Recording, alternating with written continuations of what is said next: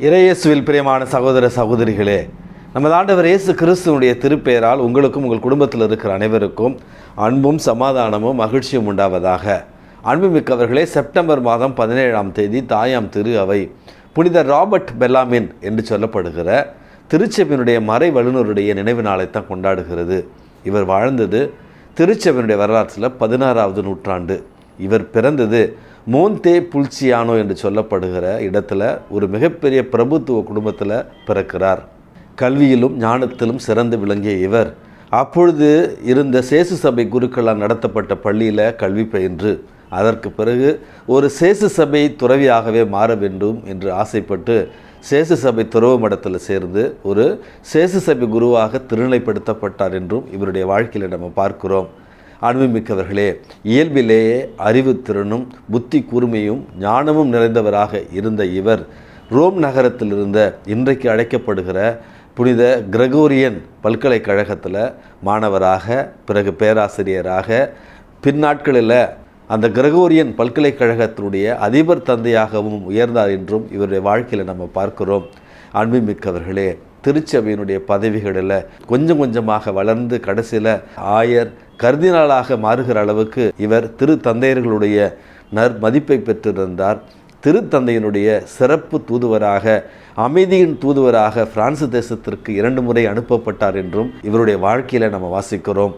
அன்புமிக்கவர்களே, வாழ்நாள் முழுவதும் புத்தகங்கள் எழுதியும் மறைவுரை ஆற்றியும் திருச்சபைக்காக தன்னுடைய வாழ்வை முழுவதும் அர்ப்பணித்து வாழ்ந்தவர் தான் புனித ராபர்ட் பெல்லாமின்.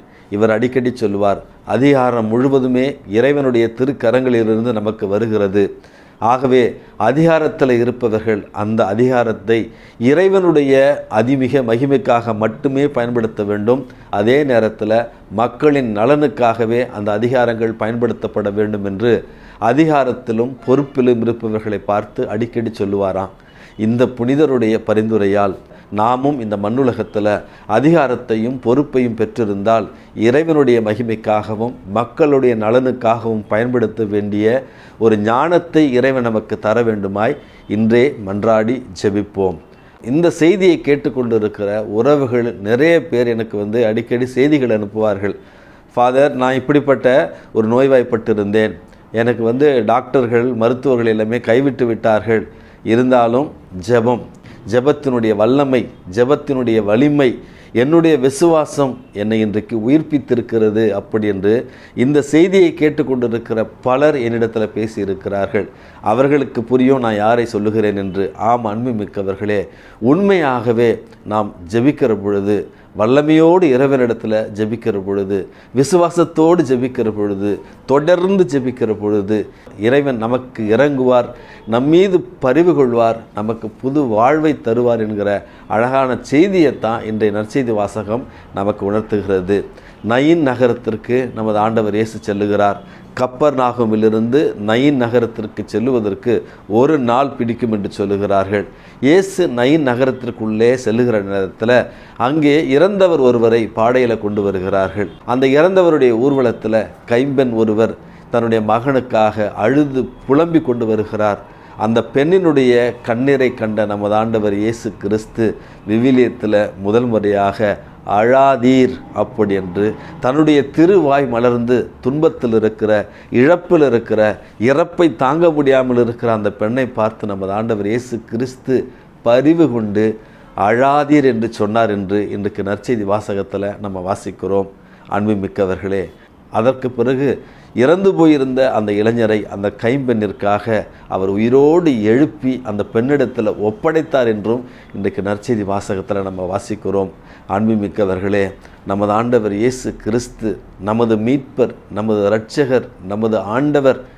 இந்த இயேசு கிறிஸ்துவுக்கு இறப்பின் மீது அதிகாரம் இருக்கிறது. ஏனென்றால் தன்னுடைய சிலுவை மரணத்தையே வென்று 3ஆம் நாள் உயிர்த்தெழுந்தவர், லாசரை உயிரோடு உயிர்த்தெழச் செய்தவர், 12 வயது அந்த சிறுமியை உயிரோடு உயிர்த்தெழச் செய்தவர், இந்த இறந்து போன அந்த நயின் நகரத்தினுடைய கைம்பெண்ணின் மகனை உயிரோடு எழுப்பச் செய்தவர், உங்களையும் என்னையும் உயிரோடு எழுப்ப வல்லவர் என்கிற அழகான செய்தியைத்தான் முதல் செய்தியாக உங்களுக்கு நான் சொல்லுகிறேன். ஆகவே அன்புமிக்கவர்களே, நோயோ வேதனையோ துன்பங்களோ மனிதர்கள் தரும் இடர்களோ நம்மை இறைவனிடமிருந்து பிரித்து விட முடியாது. அந்த துன்பகரமான நேரங்களிலெல்லாம் இயேசுவின் கரம் பிடித்து இயேசுவின் இரத்தம் ஜெயம் அப்படி என்று நமக்காகவும் நம்மை சுற்றி இருப்பவர்களுக்காகவும் ஆசீர்வாதத்தை பெற்றுக்கொள்ளத்தான் இன்றைக்கு முதல் செய்தியாக இதை உங்களுக்கு நான் வழங்குகிறேன். இரண்டாவது செய்தி, துன்பத்தில் இருப்பவர்கள், கண்ணீரில் இருப்பவர்கள், இழப்பில் இருப்பவர்கள், குடும்பங்களில் இறப்பை தாங்கிக் கொள்ளாமல் வேதனையில் இருப்பவர்கள், அல்லது மனிதர்களுடைய பார்வையில் கேவலமாக பார்க்கப்படுபவர்கள், அல்லது மனிதர்களுடைய பார்வையில் ஏழையராக இருப்பவர்கள், மனிதர்களுடைய பார்வையில் கண்ணீர் விடுபவர்கள், உங்களையும் என்னையும் பார்த்து தான் நமது ஆண்டவர் இயேசு கிறிஸ்து பரிவு கொண்டு அழாதீர் அப்படி என்று அவருடைய திருவாய் மலர்ந்து நமக்கு சொல்லுகிறார்.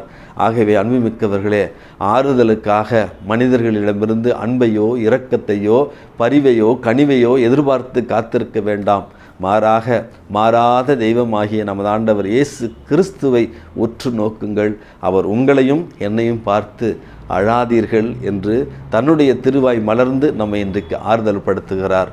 ஆகவே அனாதைகளாக, ஆதரவற்றவர்களாக, திக்கற்றவர்களாக உங்களை விடமாட்டேன் என்று சொன்ன நமது ஆண்டவர் இயேசு கிறிஸ்து தன்னுடைய பரிவால் கனிவான மொழியால் நம்மை இன்றைக்கு ஆறுதல் படுத்துகிறார். அதற்கு நாம் நமது ஆண்டவர் இயேசு கிறிஸ்துவிடத்தில் நயின் நகரத்து பெண் சென்றது போல அவரிடத்தில் செல்ல வேண்டும் என்கிற மன உறுதியோடு ஆண்டவரிடத்தில் செல்வோம். ஆறுதலையும் ஆசிரையும் பெற்றுக்கொள்வோம். எல்லாம் வல்ல இறைவன், தந்தை, மகன், தூய ஆவி உங்களையும் உங்கள் குடும்பத்தில் இருக்கிற அனைவரையும் நிறைவாக ஆசிர்வதித்து பாதுகாத்து வழி நடத்துவாராக. ஆமேன்.